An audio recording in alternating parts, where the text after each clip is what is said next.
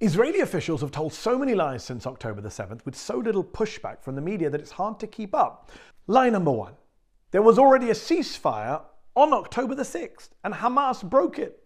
You see it said everywhere by Benjamin Netanyahu, by Hillary Clinton. They all say it, and yet it's completely false. Just 2 weeks before October the 7th, Israeli airstrikes hit Gaza for the third day in a row. And on October the 4th, Gaza Strip protesters received bullet wounds to ankles, medics report. Does that sound like a ceasefire to you? Lie number two. The priority is freeing the hostages. There's no higher priority, Joe Biden has said. And yet, last month, Israel's finance minister said bringing home the hostages is not the top priority. Hamas must be defeated, he said.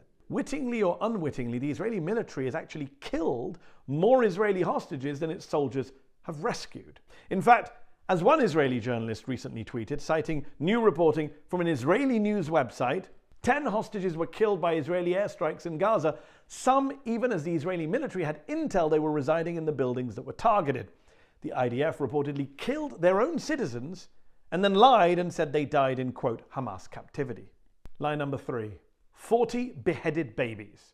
How can we forget the most emotive and most offensive lie of this entire conflict?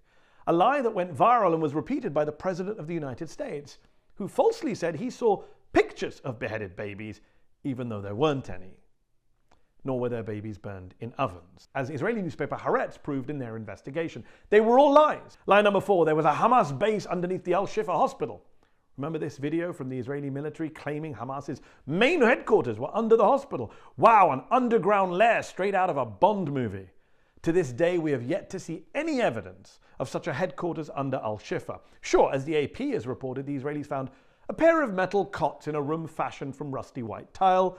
They appeared to be out of use.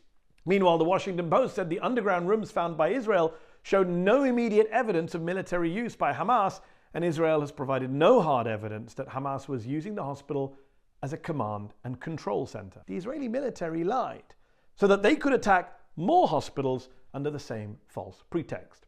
There is no hunger in Gaza. That is an exact quote from an Israeli defense official. And it's a lie, obviously. Ask the parents of poor Mahmoud Fatou, the 2-month-old baby who starved to death recently in Gaza. According to the World Food Programme, 4 out of 5 of the hungriest people in the world right now are in Gaza. So, again and again, the Israeli government and its supporters in the West tell brazen, shameless lies about the war, and so again and again, we must call out those dangerous and deadly lies, even if others in our media won't.